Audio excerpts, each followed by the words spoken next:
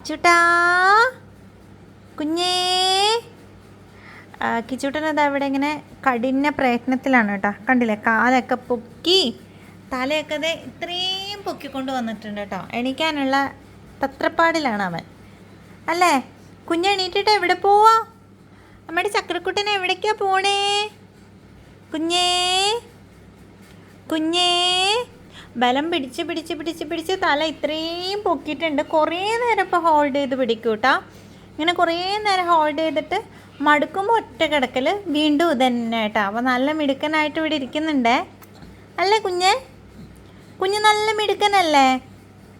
വേഗം എണീറ്റ് പോവാൻ വേണ്ടിയിട്ടാ. ഒന്നും കളിക്കണ്ടേ? നല്ല മിടുക്കനായിട്ടല്ലേ?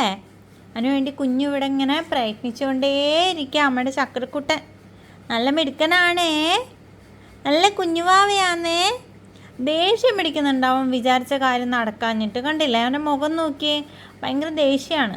തല പൊന്തിച്ച് ഇത്ര എത്തിയിട്ടും അങ്ങ് എണീക്കാൻ പറ്റണില്ലല്ലോ, അതിൻ്റെ ദേഷ്യമാണ്.